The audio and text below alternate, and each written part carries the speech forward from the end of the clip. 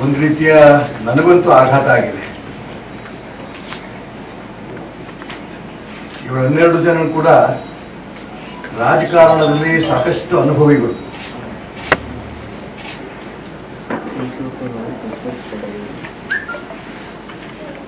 ಅವರು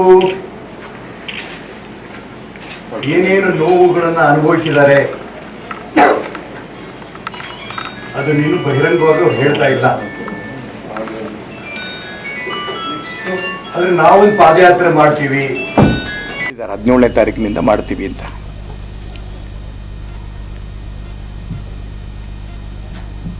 ನಾನು ಕೇಂದ್ರದ ನಾಯಕರಿಗೆ ನಾನು ಮನವಿ ಮಾಡ್ತೇನೆ,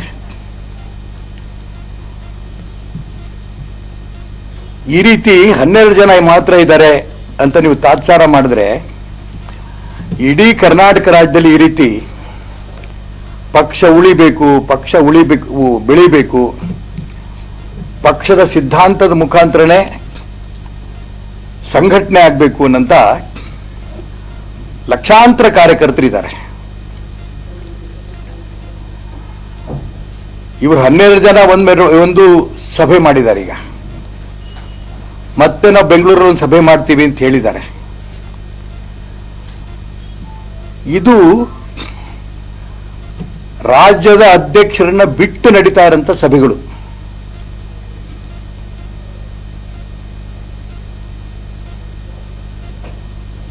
ಪಾದಯಾತ್ರೆ ಅಕಸ್ಮಾತ್ ಆಗೇ ಬಿಟ್ರೆ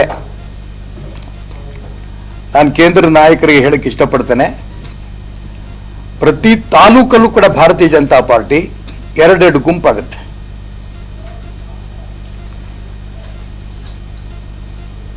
ಯಾವ ಉದ್ದೇಶಕ್ಕೆ, ಯಾವ ಹಿಂದುತ್ವದ ವಿಚಾರಕ್ಕೆ, ಯಾವ ರಾಷ್ಟ್ರೀಯತೆ ವಿಚಾರಕ್ಕೆ ಇಡೀ ದೇಶದಲ್ಲಿ ಭಾರತೀಯ ಜನತಾ ಪಾರ್ಟಿ ಕಟ್ಟಿದರೋ ಅದೇ ರೀತಿ ಕರ್ನಾಟಕ ರಾಜ್ಯದಲ್ಲೂ ಕೂಡ ಅನೇಕ ವರ್ಷಗಳು ಹಿರಿಯರು ತಪಸ್ಸು ಮಾಡಿ ಕಟ್ಕೊಂಡ್ ಬಂದಿರೋಂಥ ಪಾರ್ಟಿ ಭಾರತೀಯ ಜನತಾ ಪಾರ್ಟಿ. ಅದೇ ವಿಚಾರ, ಅದೇ ಸಿದ್ಧಾಂತವನ್ನ ನಂಬಿ ಲಕ್ಷಾಂತರ ಜನ ಕಾರ್ಯಕರ್ತರು ಕೆಲಸ ಮಾಡ್ತಾ ಇದ್ರು ಕೂಡ ಇದರಲ್ಲಿ ಬಹಳ ಜನಕ್ಕೆ ನೋವಿದೆ.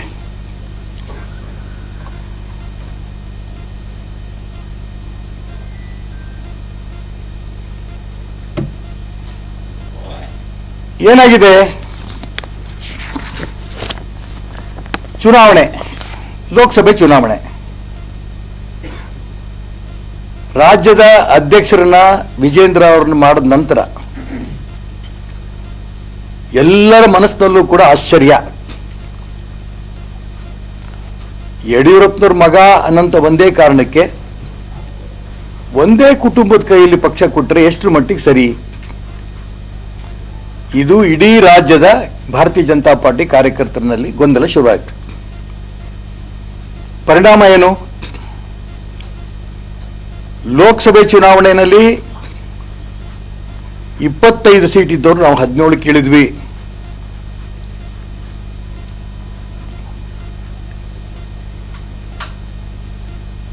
ವಿಧಾನಸಭೆಯಲ್ಲಿ ನಾವು 66ಕ್ಕೆ ಇಳಿದಾಯ್ತಾಗ್ಲೆ. ಅಂದ್ರೆ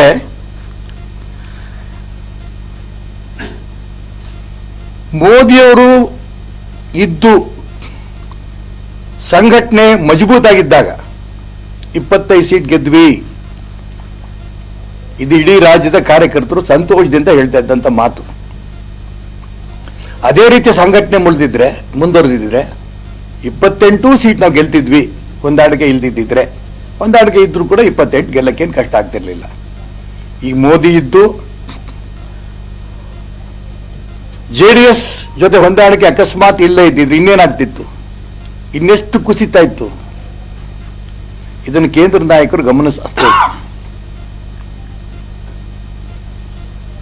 ವಿಧಾನಸಭೆ ಚುನಾವಣೆ, ಉಳಿದಂತ ಚುನಾವಣೆಗಳಲ್ಲಿ ಬರೀ ಮೋದಿಯವರ ಹೆಸರು ನಡಿಲಿಕ್ಕಿಲ್ಲ. ಲೋಕಸಭೆ ಮೋದಿ ಇದ್ದು JDS ಜೊತೆ ಹೊಂದಾಣಿಕೆ ಇದ್ದು ಈ ಸ್ಥಿತಿ. JDS ಜೊತೆ ಹೊಂದಾಣಿಕೆ ಇಲ್ಲ ಅಂದ್ರೆ ಇನ್ನೂ ಕಡಿಮೆ ಆಗ್ತಿತ್ತು ನಮ್ಮ ಸೀಟು. ಇದನ್ನ ಕೇಂದ್ರ ನಾಯಕರು ಗಮನಿಸಬೇಕು. ಮೋದಿ ಹೆಸರು ನಿಜಕ್ಕೂ ನಮ್ಮೆಲ್ಲರೂ ಕೂಡ ದೊಡ್ಡ ಆಸ್ತಿ. ವಿಶ್ವನಾಯಕ, ಎಲ್ಲ ಧರ್ಮದವರನ್ನು ಕೂಡ ಮೆಚ್ಚಿರಂತ ನಾಯಕ, ದೇಶವನ್ನು ರಕ್ಷಣೆ ಮಾಡೋದ್ರಲ್ಲಿ ಮೊದಲನೇ ಸ್ಥಾನವನ್ನು ಪಡೆದಂತ ನಾಯಕ, ಎಲ್ಲ ವರ್ಗದವರು ಕೂಡ, ರೈತರು ಇರ್ಬೋದು, ಹೆಣ್ಮಕ್ಳು ಇರ್ಬೋದು, ವಿದ್ಯಾರ್ಥಿಗಳಿರ್ಬೋದು, ಯುವಕರು ಇರ್ಬೋದು, ಎಲ್ಲರಿಗೂ ಕೂಡ ಬೇಕಾದಂಥ ಯೋಜನೆ ಕೊಟ್ಟಂತ ನಾಯಕ. ಹಾಗಾಗಿ ಅಂತ ಜನಾನುರಾಗಿ ನಾಯಕನ್ನ ಇಟ್ಕೊಂಡು ನಾವು ಈ ದುಸ್ಥಿತಿ ಬಂದ್ವಿ. ಆದರೆ ನಾಯಕರನ್ನ ಇಟ್ಕೊಂಡು ನಮ್ಮ ಸಂಘಟನೆ ಗಟ್ಟಿ ಇದ್ದಿದ್ರೆ ನಾವು ಖಂಡಿತ ಹೆಚ್ಚಿಗೆ ನಾವು ಸ್ಥಾನವನ್ನ ಪಡೆಯೋಕೆ ಅವಕಾಶ ಆಗ್ತಿತ್ತು. ಇದನ್ನ ಕೇಂದ್ರ ನಾಯಕರು ಗಮನಿಸ್ಬೇಕೀಗ. ಇವಾಗೇನು ಯತ್ನಾಳ್ ಇರ್ಬೋದು, ಅರವಿಂದ್ ಲಿಂಬಾವಳಿ ಇರ್ಬೋದು, ಜಾರಕಿಹೊಳಿ ಇರ್ಬೋದು, ಸಿದ್ದೇಶಣ್ಣ ಇರ್ಬೋದು, ಜೊಲ್ಲೆ ಇರ್ಬೋದು, ಈ ರೀತಿ ಎಲ್ಲ ಪ್ರಮುಖರುಗಳೇನು ಸಭೆ ಮಾಡಿದ್ದಾರೆ, ಇವ್ರ ಜೊತೆ ಇಡೀ ರಾಜ್ಯದಲ್ಲಿ ಈ ರೀತಿ ನೋವಿರಂತ, ಸಂಘಟನೆ ಚೆನ್ನಾಗಾಗಬೇಕು ಅಂತ ಅಪೇಕ್ಷೆ ಪಡುವಂತ MLAಗಳು ಸಾಕಷ್ಟು ಜನ ಇದ್ದಾರೆ. ಬರೀ MLA MP ಅಷ್ಟೇ ಅಲ್ಲ, ಸಂಘಟನೆ ಕಟ್ತಾ ಇರೋಂಥ ಕಾರ್ಯಕರ್ತರು ನೋವಿದೆ. ಈ ರೀತಿ ಪಾದಯಾತ್ರೆ ಶುರು ಮಾಡಿದ್ರೆ ಪ್ರತಿ ತಾಲೂಕಲ್ಲೂ ಕೂಡ 2 ಗುಂಪಾಗತ್ತೆ.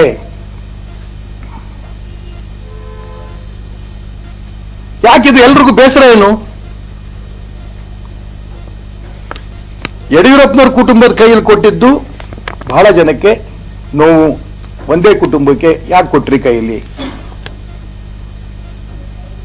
ಯಾಕೆ ಈ ಮೋಹ? ಯಡಿಯೂರಪ್ಪನವರು ವಿಜೇಂದ್ರ ಮತ್ತು ರಾಘವೇಂದ್ರ ಈ ಕುಟುಂಬದ ಕೈಯಲ್ಲೇನೆ ಪಾರ್ಟಿ ಕೊಡೋದಕ್ಕೆ ಯಾಕೆ ಈ ಮೋಹ ಕೇಂದ್ರ ನಾಯಕರಿಗೆ?